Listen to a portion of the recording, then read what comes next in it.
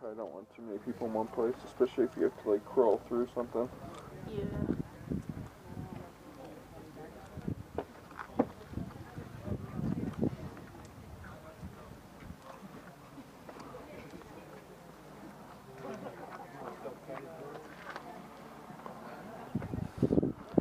Here's my posse.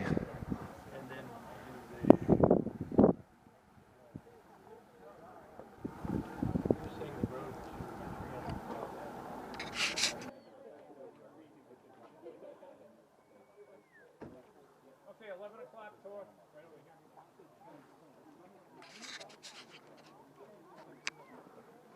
Here it is 7,700 feet. This can be very stressful on you if you're not used to it, especially if you are flatlanders. But we drop down about 150 feet right over here. We then walk about a quarter mile and we come to the first obstacle. It's a 32-foot ladder. If at that point you take a look at the ladder and say, I don't want to do this, we're all about safety here. Let me know and I'll tell you how to get out of this site.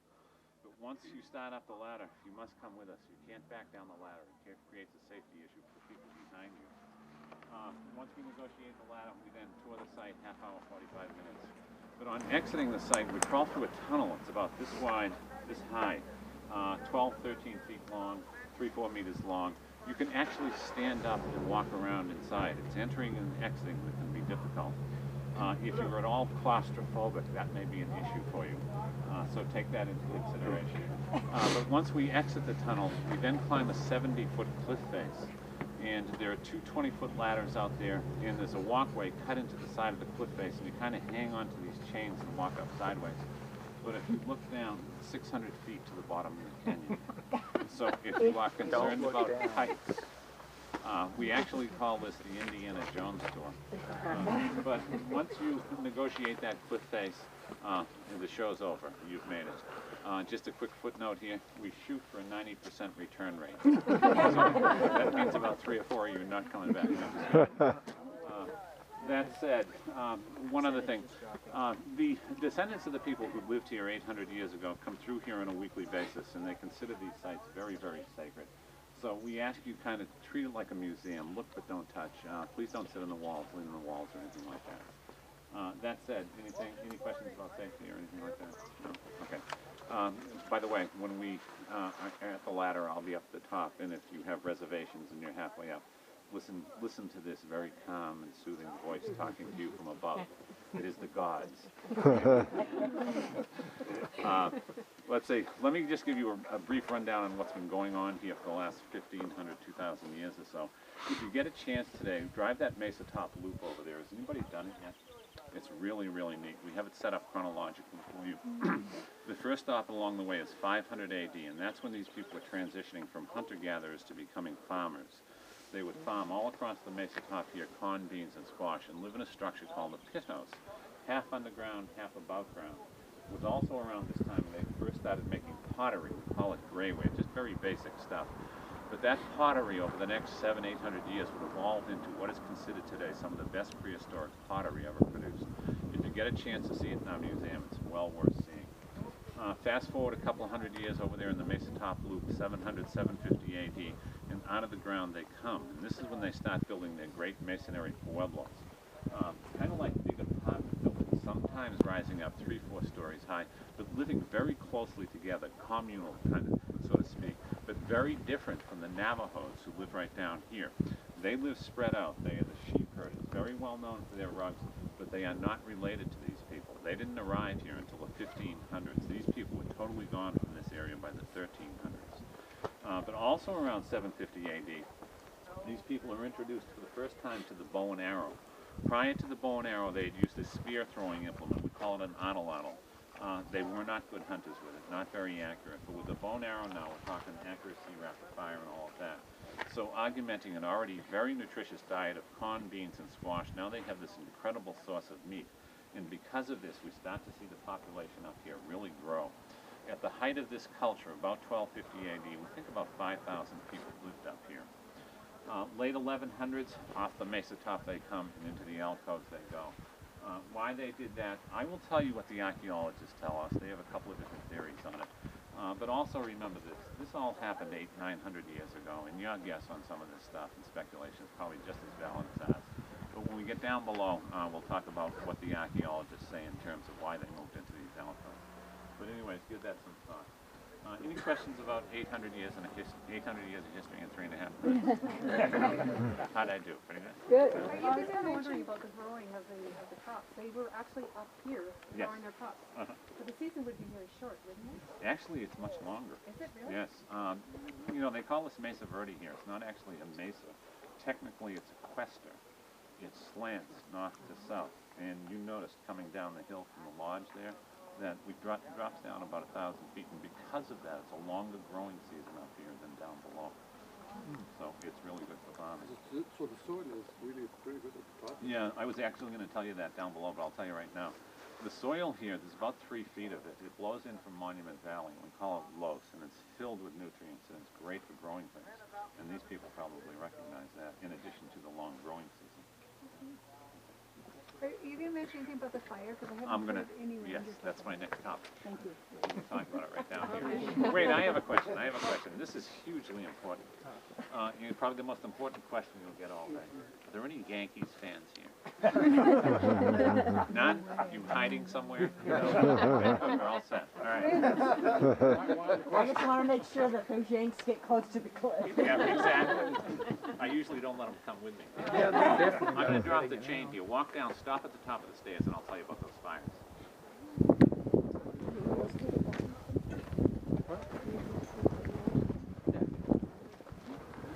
Take a seat.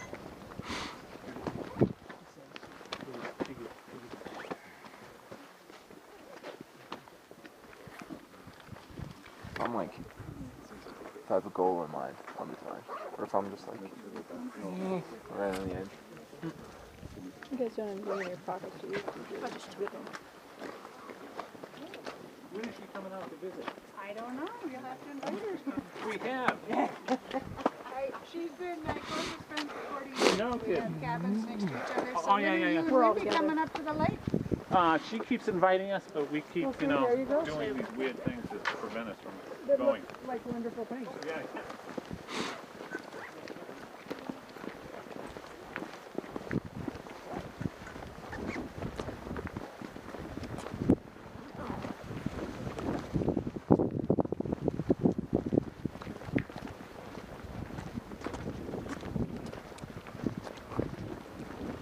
Pretty cool.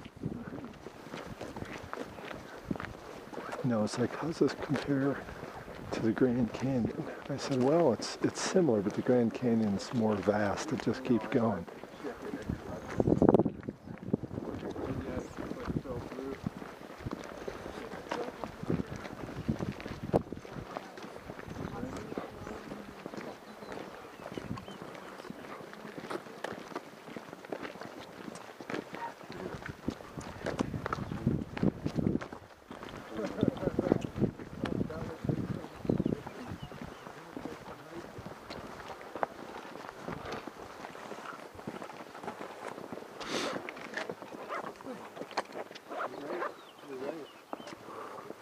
By the way, anytime you have a question, please feel free to jump in. Otherwise, I'm just going to go on and on and on. And it makes it much more interesting if you ask questions. Those of you who were driving through the park this morning and noticed for the first time our devastation in here, notice it over here also. That is the Youth Indian Reservation over there. Obviously, the border between us and them is Soda Canyon right here. And those fires over there, there's 2 of them, the Moccasin Mesa Fire and the Balcony House Fire. They occurred in the early 90s, and notice nothing is growing over there. These fires, when they come through here, number one, they tend to be moving very, very fast, sometimes upwards of 40, 50 miles an hour. And in so doing, they tend to scorch the trees and kill them, but not burn them, because they move off so quickly. And that's why you see them still standing. Number 2, we don't get a lot of moisture here. We only average 18 inches of moisture per year. These Utah juniper here, which make up most of the forest we have, are extremely slow-growing trees. That tree right there is 400 or 500 years old. We actually have one that's not much bigger in the park that's 1,800 years old.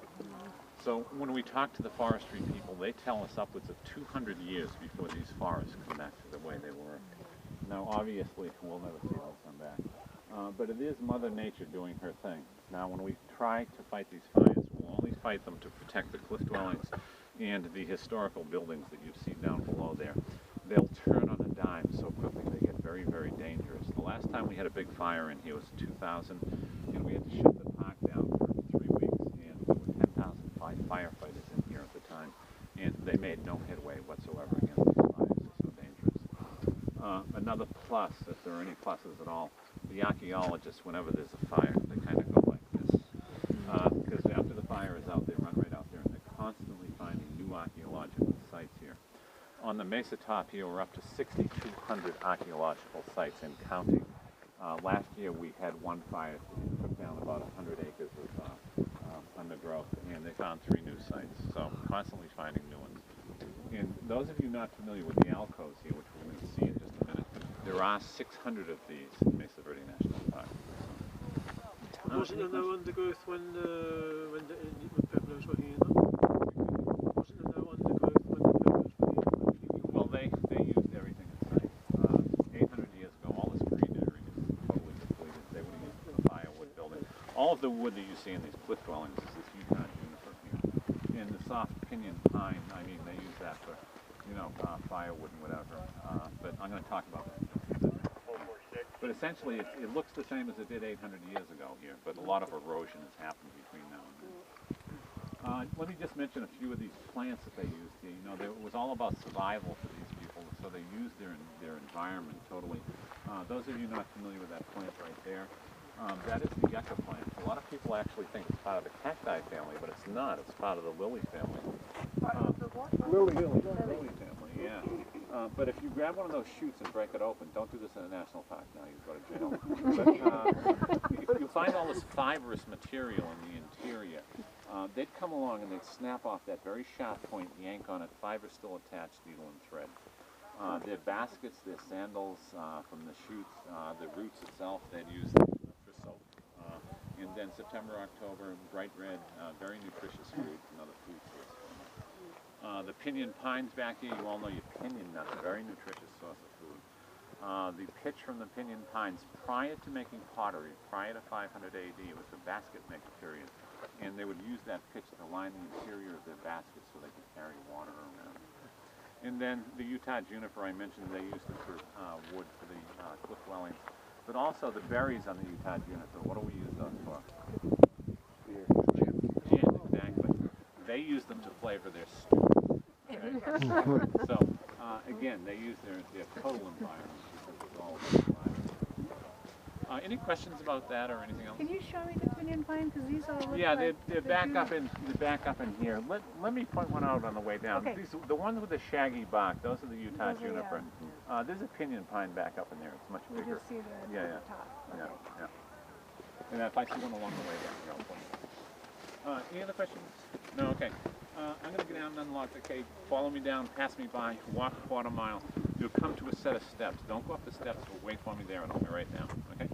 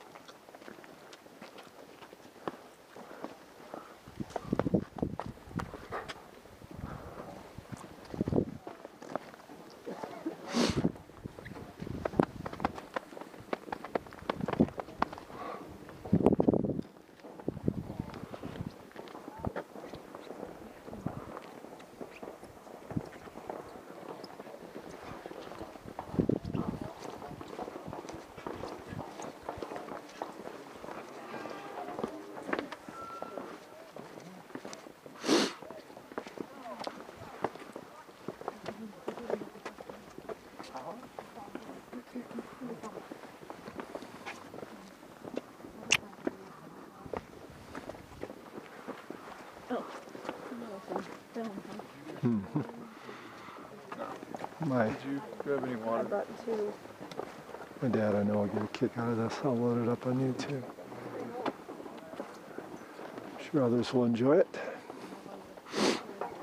We'll let the guide narrate.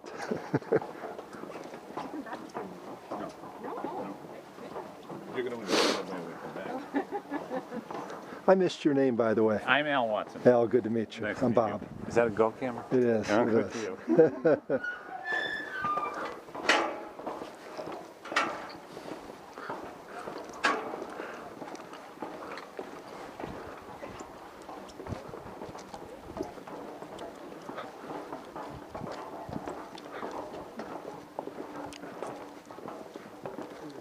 Now, when were these steps put in? 1930s, the Wow. CCC put them in. Wow.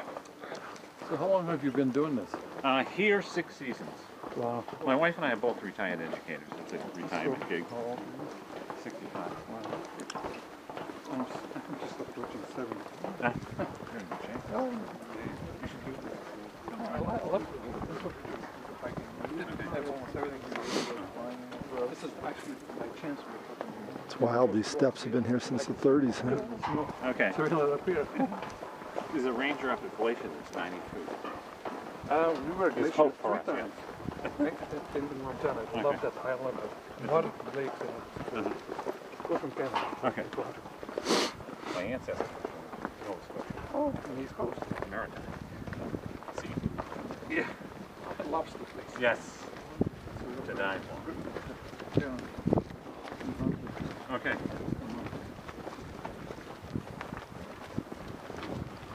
So you originally grew away. Massachusetts. But I live in Arizona. Arizona?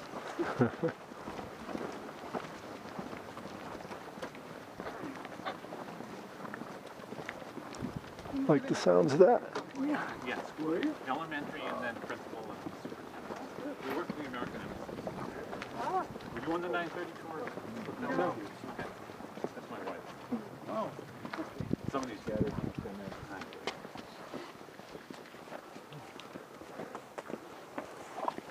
Excuse us.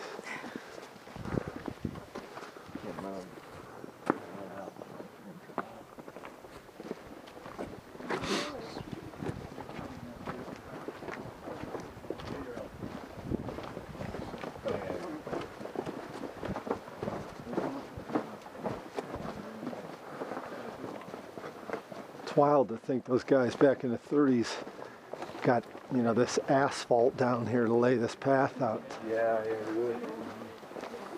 I was wondering how did the Indians make their way down here?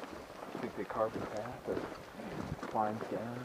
Yeah, we'll learn. Noah, watch your step there, dude. Just live on the edge.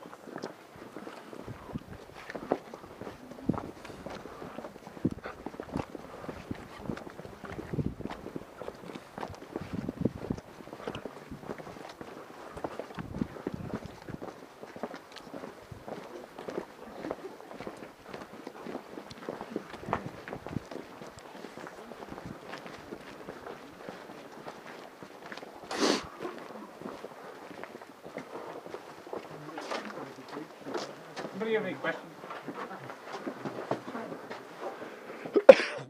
Questions? No questions? How would people get to the dwelling before there was paved roads down here?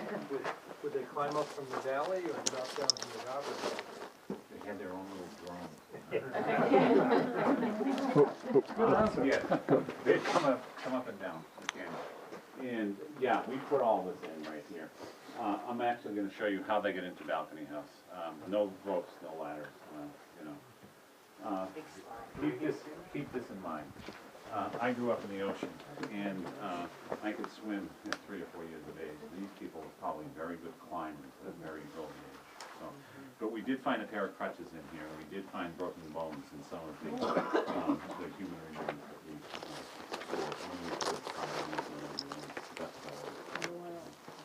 So question, where would they bury people here? I'm going to show you. Okay. So why move in here? I mean, you're up in the Mesa Top, you're building these great apartment buildings, you get your condo up there, you get your extended family. Why come down here? Anybody have any thoughts on that? Safety? Okay, we always get that one. Yeah, defensive position, safety, protection, and all of that. Most archaeologists wouldn't agree with that.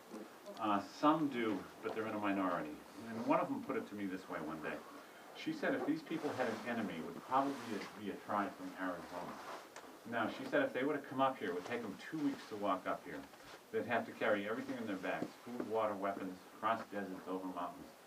She said they would then get into these canyons down here and find out there is no water here. They're half dead and they don't have any water to drink. She said they then would have to scale these canyon faces and shoot bow and arrows at that. She said they may have tried it once, but probably not a second time. So they pretty much ruled that one out. Anybody else have any thoughts? Were there fires like that one that could have driven them off? We think that they probably burned the Mesa Top themselves to clear it from farmland. Isn't it nice down here? You're exactly right. This is one of the theories. You're out of the elements. You're not getting snowed on. You're not getting rained on. So that is one of the theories. Here's another one. If you have a growing population out there and you need more food to feed people, knock down the floorboards, plant where they were, down here. But the leading theory seems to be right here. All of these alcoves, 99% of them, have what's called a seep spring. Balcony House actually has two of them. You'll see another one up top there. Those of you who went through Cliff Palace today, Cliff Palace is way in the back and you don't get to see it because you can't go back there. Well, what does this do for you? Well, the dendrochronologists, this is the tree ring people, they tell us during the centuries that these people lived here, they suffered through many, many droughts. And if you're up in the Mesa Top in the springtime and it doesn't rain, you're in big trouble. Down here, they have access to water on a daily basis. Now, it's not much. Again, they only get 18 inches of moisture per year. So they had to use it for their necessities first and foremost, but at least they had it on a daily basis. Just very quickly, the geology behind how this water gets down here. When it snows and rains up in the Mesa Top like it did last night, the water leaches down through about 3 feet of very fertile soil, and I talked about that up top there, that loess that flows in from Monument Valley. It then hits this cliff house sandstone here, and you all know your sandstone is very soft and porous. It makes its way through it, and it takes 7 or 8 years to get down here. But on the way down, it hits this white stuff you see all across the ceiling here. That is the glue that holds sandstone together. It's called calcium carbonate, but one of the properties is it's water soluble. So once that dissolves over millions of years, you get these big boulders falling from the ceiling, and that's how the alcove is formed. But then it makes its way to foot level in the alcove here, and notice that gray layer right there. That's in all of the alcoves. That's called manco shale, and it is not permeable. The water can't make it through it, so it leaches out into the alcove, so you have these little reservoirs back here. Big advantage over living up above. That is the leader theory. Any questions on that, or anything else? No? Okay. Let me give you some tips on this ladder here. Those of you who are concerned about climbing it, try to keep 3 of your appendages attached to the ladder at all times. Take it one rung at a time. Look at that wall of the shoes in front of you. Obviously, do not look down. And again, if you hear that soothing voice from above, listen to what I'm saying to you. Don't look up at me. Those of you who are hikers and climbers and all of that, please don't do this. Don't stop on the ladder and start taking pictures and dancing and stuff like that. It creates a safety issue. When you get to the top, there's a platform up there. Go to the left and you'll see a crack in the wall. Go through the crack in the wall and out onto that balcony right up there. And I'll meet you out there in just a few minutes. And just one personal note on this ladder, and this is strictly me and it's psychological, but for some reason I feel safer on the right-hand side of the ladder. But pick you up poison, right, left, or whatever. Sorry, I put my camera in here. I want to get a picture of them going up the ladder.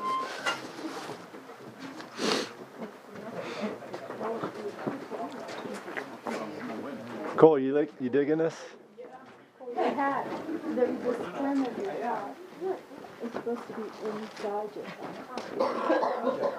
Reach in top in my little pocket and pull out one tissue. I want to take a picture of that, you know, I'm still the first one. Okay. Otherwise, I will keep them up. Thank you.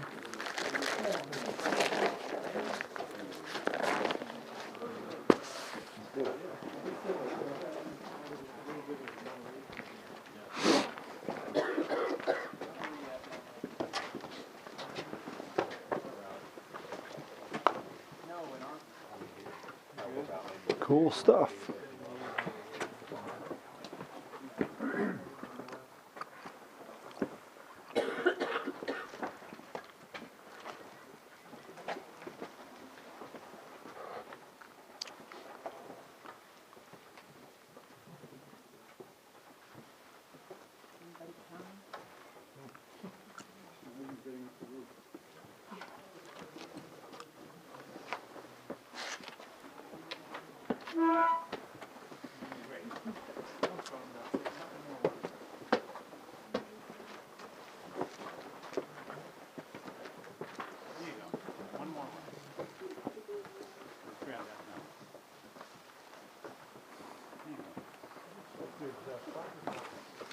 And there they go.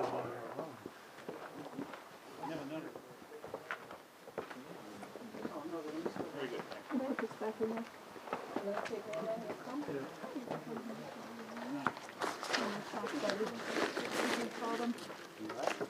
Pack buddy. You're doing great. Take your time. They replace the rungs every year, but the Douglas fir holds up pretty well. Wow, every You're year. doing great. 2 more runs. Wouldn't have thought it. Wow, what a view, huh? Very good. You're there.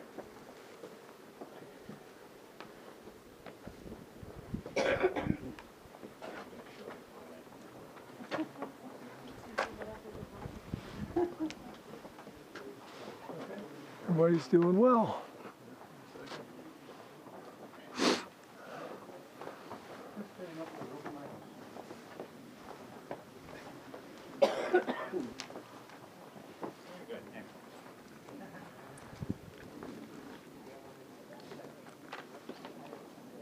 You're doing great. Take your time. Get about 4 more runs. Yes.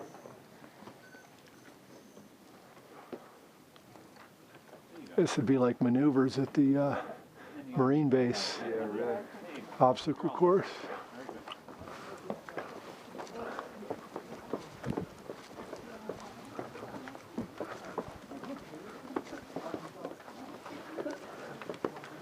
Imagine those guys crawling up those power lines, towers.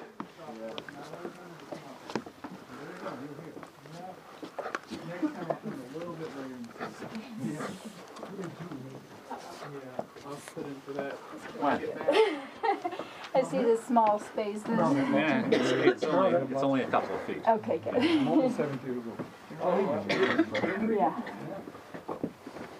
Do you want to? Very cool. I don't know if I'll fit in there with my car. I don't want to scrape my camera, so I'm going to have to pop it off.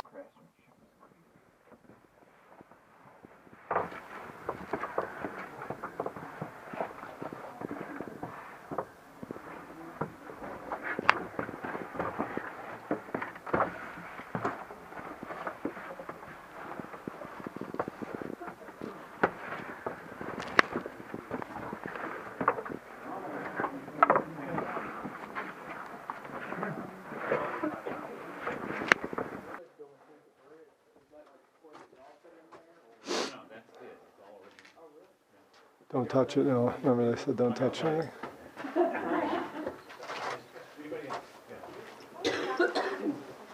Okay, go on in.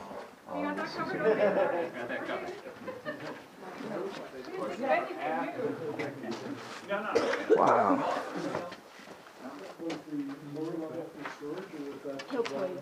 Sure, can you be my pack buddy? I'll get you. All right, you don't mind? It's not that each family has children, a living area and a storage room, and usually connected by a doorway.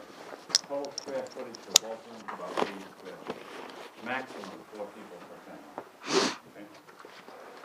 So, could you guys back up? I want to show you this is an example right here. That's great. You would think this balcony house would get its name from this balcony right here, but it doesn't. It's this balcony right here. Very unique, one of its kind in Mesa Verde. And obviously, after 800 years, in very, very good shape. But there's something unusual in the construction of it. And it's not the Utah juniper branches or bark or the mortar or any of that. Something else. Can anybody see it? The fiber? Excuse me? The fiber that's there? No, not the Utah juniper bark. I know it's early in the morning. Very white. No. Come on, vacation brains, get them going. Cantilever. No, not that. I'll give you a hint. 2.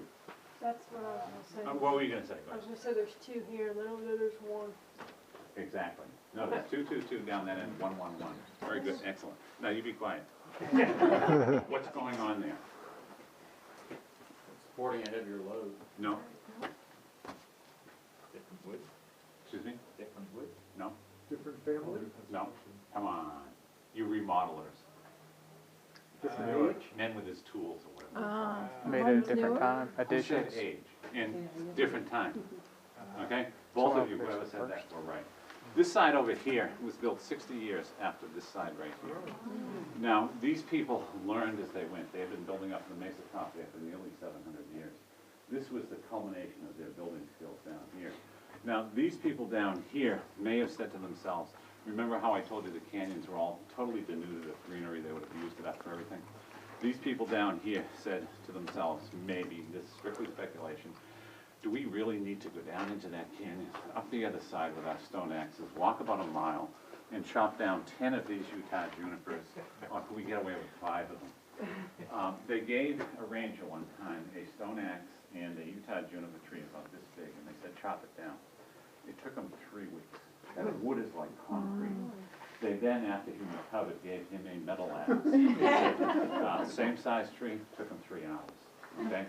So these people down here probably learned through efficiency, they learned how to build things, and they knew they didn't need 10 of these, that 5 would do it. And without a doubt, they were correct, because it's lasted 800 years. Wow. But the other thing is, having built this 60 years later, you know, they left no language behind. We don't know what language they spoke, and we see their personalities come out in their building skills, their pottery techniques, and things like that. But notice the masonry work here, as opposed to what is considered some of the best masonry work in all of Mesa Verde right here. Down here, that's like something I would do down there. I could never do this right here. These people down here probably ate at McDonald's. Slap dash, throw it up real quick. Anyway, but again, notice not only the masonry work on this side, but the straight lines, the right angles. And notice the contour, how they very, very carefully slope this according to the slope of the ceiling right there. Very, very well done, to say the least.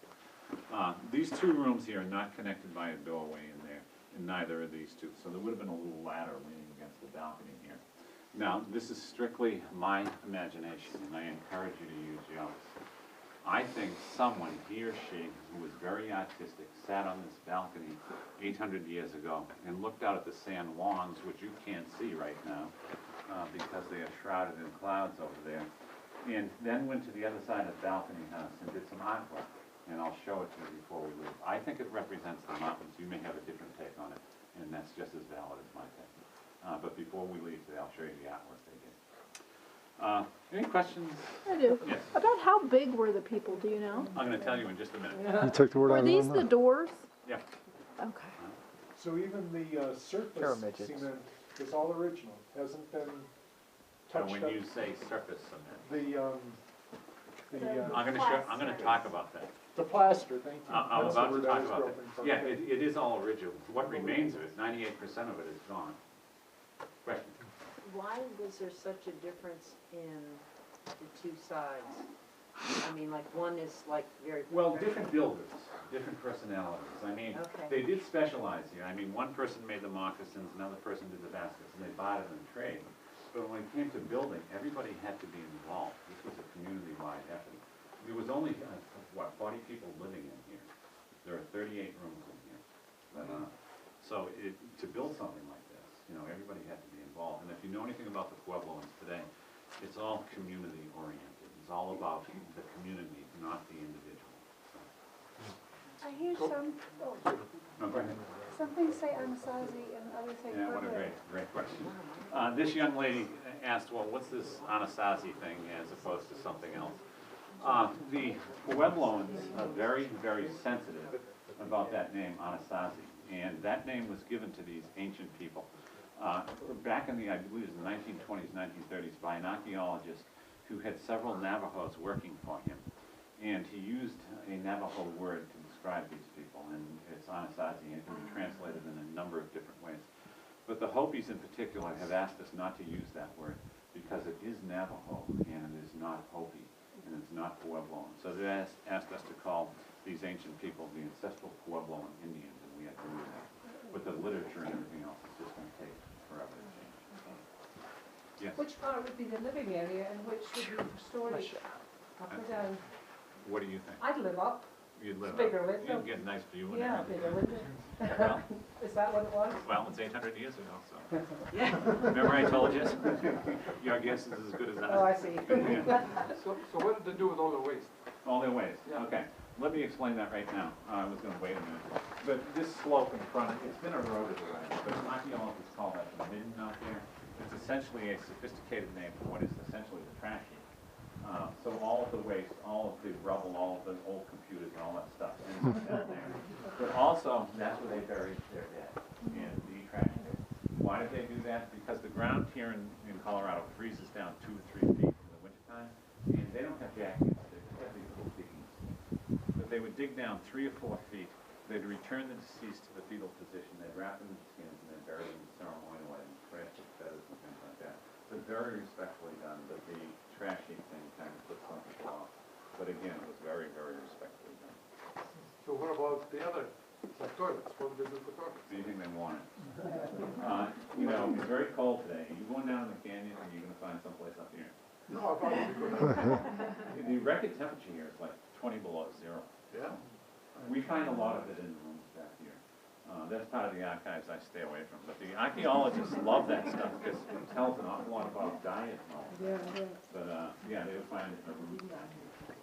Yeah. I have a question. So this part was built at a different time than that part was built? Yes. They built this and then they went up and then they came back down and built that? Is that What do you mean they were not?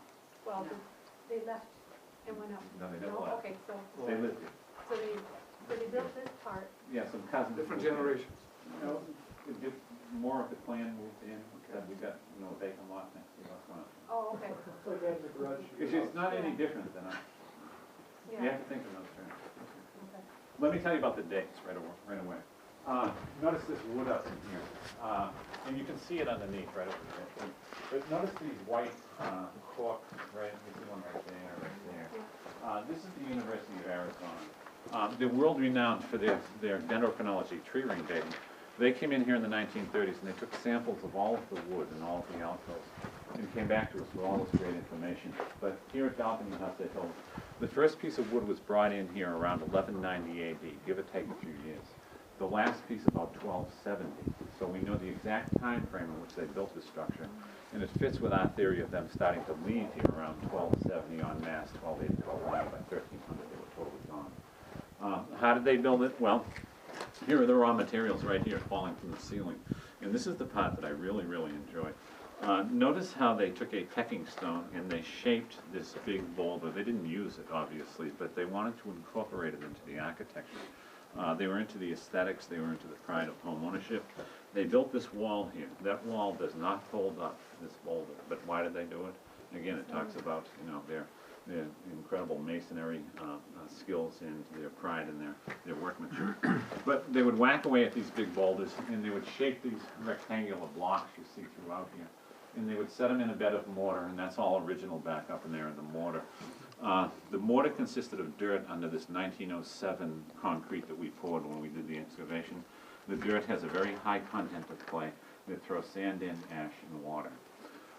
Walls would go all the way to the ceiling. Notice this ghost wall over here. So that tells us, you know, and there was a fireplace obviously in that room. So these walls all the way to the ceiling, just like you have over here. But at the very end, they did something neat. This gentleman back here was talking about it just a minute ago. But notice the plaster that still remains around this window here. 800 years ago, you would not see any of the sandstone, the chinking where they shoved the little rocks in, all covered up. They plastered the entire exterior of this structure and most of the interior. But they took it one step further. They dyed the plaster all of these different colors. So 800 years ago, you got ladders everywhere, interior and exterior, all these structures going to the ceiling, and all these great colors all over the place. Very aesthetically pleasing to the eye, without a doubt. Any questions on that or anything else? No? That Okay. looks like a walled-in window. Is Ah, that something? yeah, you're very observant. See it right there? Yeah. This wall is dated to 1270 AD, and it went all the way to the ceiling at one time. And the tunnel that we're going to crawl through to leave is dated to 1270 AD. Now that's at the end of their time here. Why did they do that? When we get to the other side, I'll talk about it if you haven't figured it out already. okay? You didn't tell us how tall the people I'm were. gonna do it right now. Health issues. Those of you who are not familiar with this right here, this is called the metate, and this is the mano. And this is where they ground their corn to make their flour. But in doing so, it's made of sandstone. They're grinding sand into the flour. So chewing on that over time, no teeth, any teeth at all, just these little stubs. And we're talking about infections also, and that going to the brain, but also silica down into the lungs. The rooms with fireplaces. We base the population of all the dwellings on the number of fireplaces we find. Here at Balcony House, we found about 8 of them. And if you think in terms of 4 people max per family, anywhere from 35 to 40 people live here. But not very well ventilated. So ingesting that thick, black cooking smoke, kind of like black lung disease, like the miners get. But the biggest health problem involved, without a doubt, infant mortality rate, just huge. And obvious reasons, no doctors, no hospitals, upwards of 50, 60%. Because of that, men tended, on average, to live a little bit longer than women. Average life expectancy, 32 to 34 years of age. Wow. Physical stature, females about 5 feet, males 5'3", 5'4", but with variations, just like any culture. In other words, there could have been a Larry Bird running around. We all know who Larry Bird is. Right? You Yankees fans, right? If you don't, sing me out. Any questions about any of that? Let me grab mine.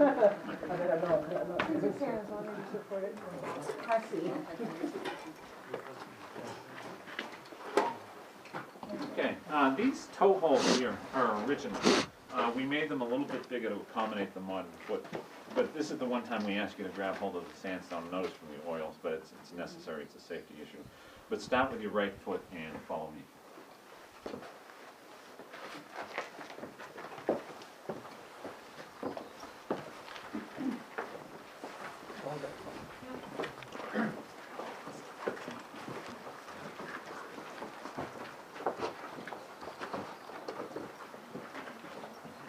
Can you take the camera out, take a picture? I'm waiting. So I can take a couple pictures.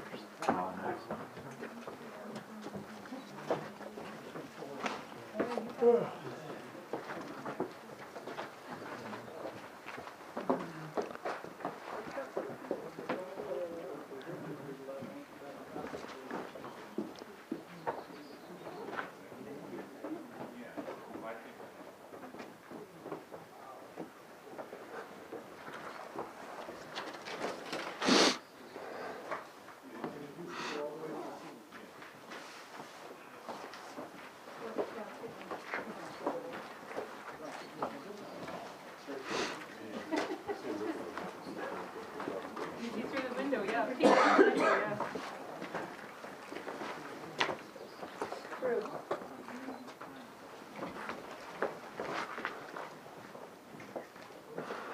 It's interesting over here. See all those rocks? They were daredevils.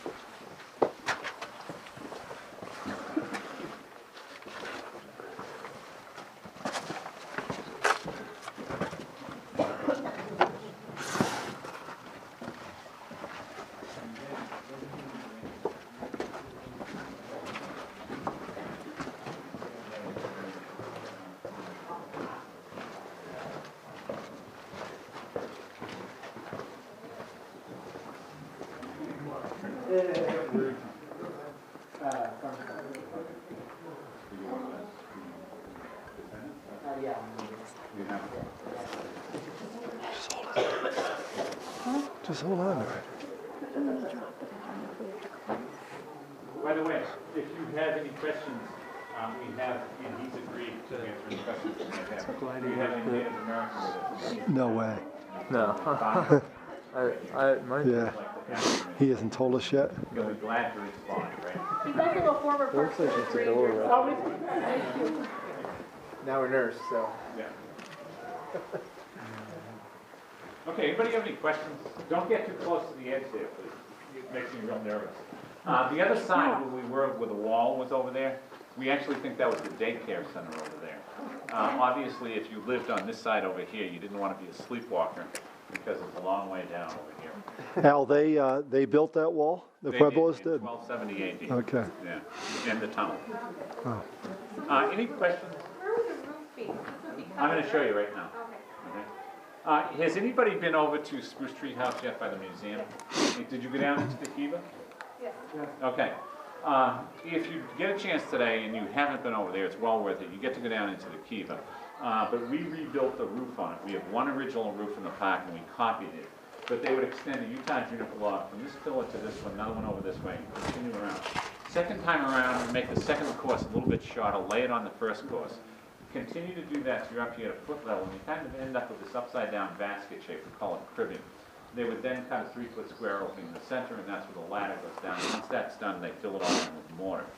So not only do you have this great subterranean structure for ceremonies, take your foot off that wall. Thank you. Don't lean against the wall, please. For ceremonies, for sleeping in the wintertime, for meetings and things like that. But also, you have this great social area on top of this kiva 800 years ago. And again, I'm using my imagination. But the clan that occupied this kiva probably lived in these rooms right here.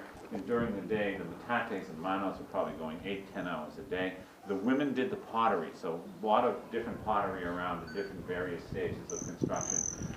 Probably drying crops in here, slaughtering animals, fires burning everywhere, kids running around, dogs. We have exhumed the remains of dogs here. They use them for hunting as pets. And then the old people, the 30-year-olds. This is what we get to get back in. Probably leaning against the walls over here, all bent over with arthritis and all kinds of illnesses, and shooting the breeze about the good old days, and watching the adults, that is the teens, early 20s, head out through the tunnel each day and up the cliff face to tend the farms. How did they get up and down? Well, they took a pecking stone and they hammered into the sandstone, these hand and toe holes, and they climbed straight up and down. No ropes, no ladders. If you are 30, 31 years old, this is probably your assisted living home for the rest of your life, because you're probably incapable physically of doing that any longer. But it's also kind of neat to think about what was happening in the rest of the world around 1250 AD. It kind of gives this some historical perspective. In 1250 AD in Paris, France, they were just beginning to build Notre Dame Cathedral. In Venice, Italy, Marco Polo was just then packing his bags and heading out on that epic journey of his to China. And it wouldn't be for another 500 years that we would kick King George out of this country and become the United States of America. So I always refer to these people as the first Americans, along with the Navajos. Just very quickly, the nomenclature of the interior here. Again, you have the fire pit right here, and you have the roof on. They had to get air into the structure, so this is the ventilation shaft right here. Air comes down the shaft, comes out through the tunnel here. Instead of allowing it to blow in the fireplace and burn the place down, they built these deflection walls. So the air hits the wall, then circulates around, and at the same time, it's pushing the smoke out through the access hole at the top. But perhaps the most important element in these kivas is located right here. That is called the sipapu. It's strictly symbolic. It's about 6 inches in diameter, 6 inches deep. When they had a ceremony, a lot of focus on that. They believe they rose up from the 3rd world down below, passed through the sipapu, and into the 4th world. And that's what we're all living in today. Their religion was based on the environment because it's all about survival for these people. So you had Father Sky, you had Mother Earth, you had the Khan ceremony, the water ceremony, and on and on. If you want to learn more about their religion, there's a great book in our bookstore. It's called The 4th World of the Hopi. Any questions on the kivas? Yes? What's the opening just on the other side of the keyhole? I was just going to ask you. That was my question. What do you think? What do you think that is? I have to do this quick because that school group is right behind it. So I'm just going to go ahead and give you the answer. Excuse me? Bathroom. No, a lot of people say that. But it is a mistake, according to the archaeologist. And here's my take on it. You know those people over there who didn't do the very good construction? They then came over here and started to put the ventilation thing. And somebody who knew what they were doing came along and said, "No, you idiot, it goes up there." It is a ventilation shaft. It is a mistake, and it is original. But they probably ended up using it for storage or whatever. As this young lady mentioned right here, this is a keyhole shaped keeper. A lot of them you don't see this over here. In Cliff Palace, if you were over there today, they were strictly circular. We think a couple of different theories. Maybe if they had some guests over to view a ceremony, they would take up residence there. Firewood could be for storage or any of those things. So, or that guy with the ventilation. What did you say about the layers going up? I couldn't get It's the cribbing effect to build a roof. They would use juniper logs from pillar to pillar, and then go over to Spruce Street House, and when you go down into that gable, look up at the ceiling and see how they built it, and that's exactly the thing. Any other questions? You got these metal ruts up Okay, metal ruts. You guys have great questions. Let me see what time it is here. Okay. In 1906, when the excavation was done here, the gentleman who did it, he became the first superintendent of the National Park. But he had 6 Navajos helping him. And his father-in-law, who was a brick mason who lived in Farmington. And that's the father-in-law's influence right there. Archaeologists, when they come through here today, they're horrified when they see that. And then you have the turnbuckles over there. But it is part of the history. They had to stabilize the walls so they didn't fall down, and that's how they did it back in 1906. Archaeology was in its infancy back then. Today they would use some high-tech way of doing it. But back then, the influence of the father-in-law. Hey, son, boy, use my metal. Yes? Yeah, what's with this really long log? What do you think? We've got a couple of different theories. Maybe drying meat, drying skins over in here. There is some talk that there may have been a wall here, but we don't know. The archaeologists back in 1906 didn't keep very good records. But it seems there's another one right over there too. I would say drying meat, drying skin. Anything else? Okay, very quickly, I got to tell you what happened to these people, and then we got to make it up for but something to see before I finish up here. When you crawl out through that tunnel there, it makes me nervous. It's a long way down. When you crawl out through the tunnel, go out about 3 feet, look to your right about waist level, and you see the original hand and toe holds right there, whereas we're going to be going up the ladders. But what happened to these people? Well, the dendrochronologists, they tell us a drought started in 1270 AD that lasted 23 years. So we're talking diminishing resources, no water. They started to leave by 1290 en masse. By 1300, they were totally gone. Now, on natural resources, people have a different take on it. Yes, they say they probably ran out of water, but they're very blunt about how these people and why these people left. And they say they ruined this place, and they picked up and left. And what they're talking about is they farmed out there for nearly 800 years, and they didn't know anything about crop rotation, fertilizers. They wore the land out. They knocked all the trees down, and they drove the animals miles and miles away. So they picked up and left. And essentially, they used it up. So we followed the artifacts. These people obviously were into location. They moved to a great place. They went over to Santa Fe. Those of you who have been over there, there are 19 pueblos along the Rio Grande River. Those are the descendants. But the closest descendants moved right down here, and they are the Hopis and the Zunis. But what do we learn from this great culture? Obviously, great builders, very community-oriented, very artistic people. But they did make some mistakes here, and they say if you don't pay attention to the past, you'll make the same mistakes in the future. Hopefully our generation will not only preserve and protect our national parks, but probably even more important today, our environment, so we can hand it down to the next generation and be proud of the way we dealt with it. Anyway, that's my spiel. Thanks for coming.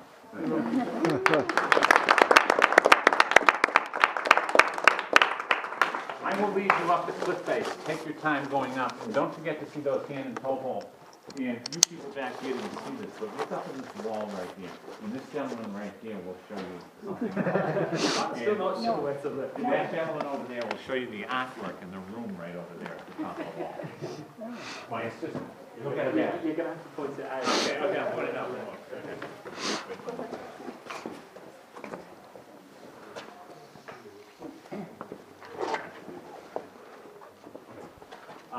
Right here. It's right above the pecking.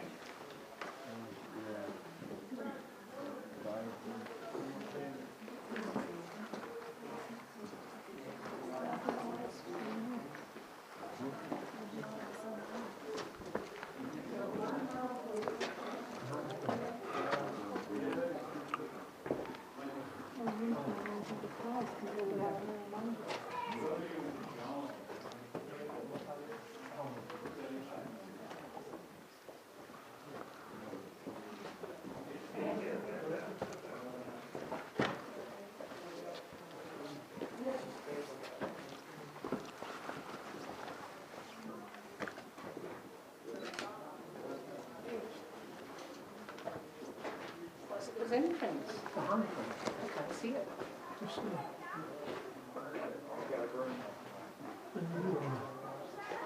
Okay.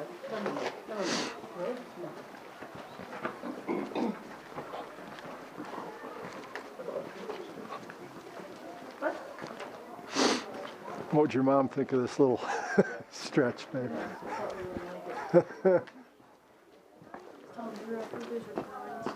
Yeah. Yep.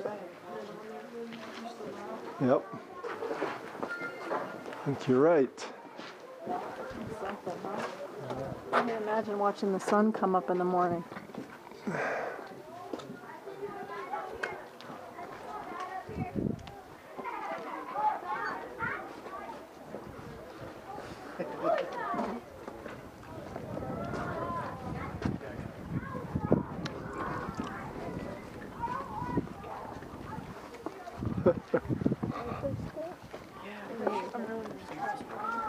Pardon me?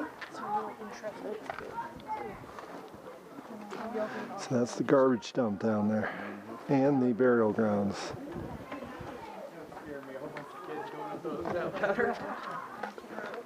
Okay, watch your step, guys.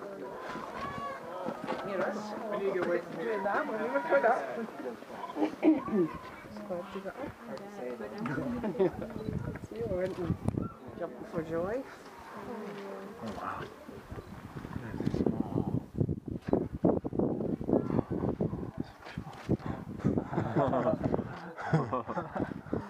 Camera's gonna have to come off for this one. You might have to. Where am I going to take You might have to carry those backpacks. Want me to? Just push it Want me to forward? carry it? Just climb up.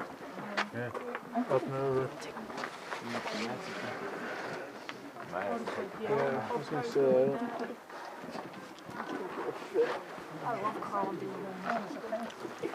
I would think that. I don't remember him saying anything about if you're of a certain size, you can't take this tour. No. You know?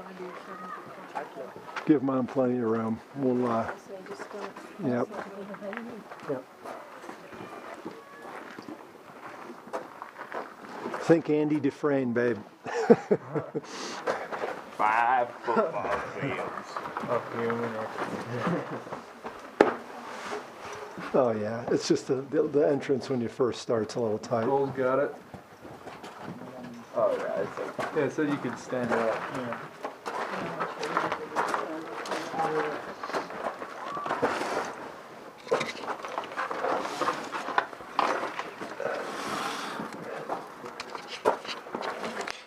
Shawshank Redemption. Yeah. That's what we were talking about. There's Drew coming through. Mama, I'm proud of you. She faced her fears. Well done. Miles at my knees. Yeah, my knees don't too. Here. We got my green frame on it. It's on the green floor. You? Yeah, you see the toe hold. Like 2 feet over, he said.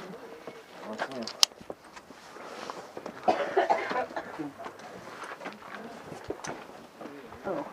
Cool. I don't see the toe hold.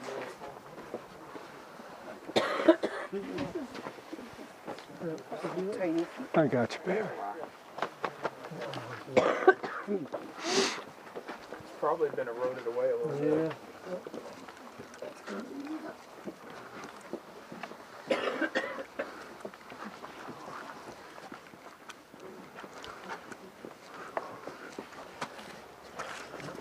Hashtag het wat is zeker.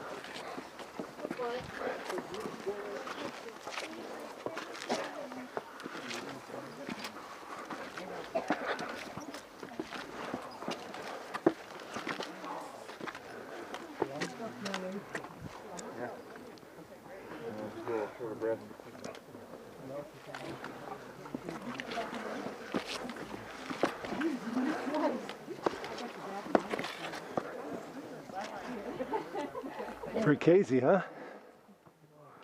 Bob, you want to take the camera out so I can take a shot down for what we did?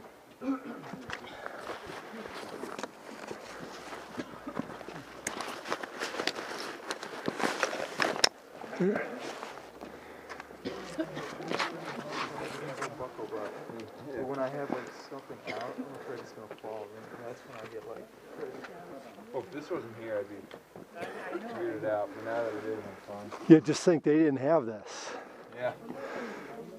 Which is what he was. His face that he's rolled with nothing.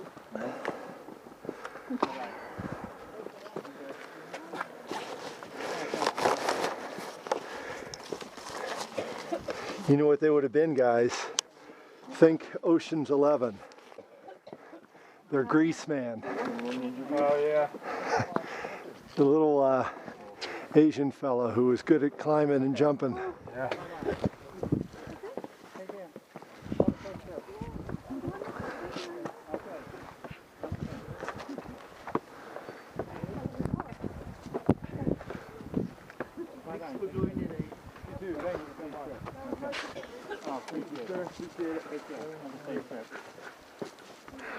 Great view of Mama's rear end. Thanks. I would love to see your film. Thanks so much. Okay, you take care. Do you have a card, Al? I don't. Not on me. But Okay. just send it to Mesa Verde National Park in care of the Okay. instructor. Yeah, I'll put it up on YouTube. Okay, great. All right, I'll we look for enjoyed it. there. Okay. All right. Okay, you take care. Thank you very much. So did you film the whole thing? I did, yeah. That is so cool. Use one of those Go cameras. Yep. Is that a GoPro? Mm-hmm. It's like square, but that's a different one? Yeah, it's a different brand, but same idea. Okay, so look for it on YouTube. He's going to put it up on YouTube. Yep. What are you going to name it? So they have to search it. We'll call it Balcony House with today's date. Okay. Balcony House Tour Okay. with Today's today's date, whatever. How soon will you have it up? Oh, Not until. probably a week. Okay, We'll finish our trip out here and head back home. great. All right. Great. Thanks. So Have a good one, much. guys.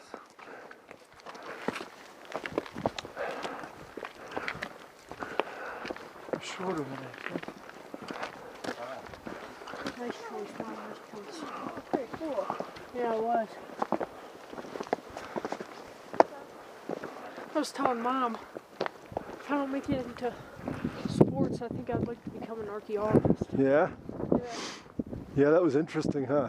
Yeah. And he was good, you know. Yeah. Did you hear what he said about his profession? Yeah, he was an educator and then Yeah. principal, then a superintendent. Yeah. Oh really? Retired. He said, That's a good job. Education is good if you can keep going. Get your master's and then become a principal there and good.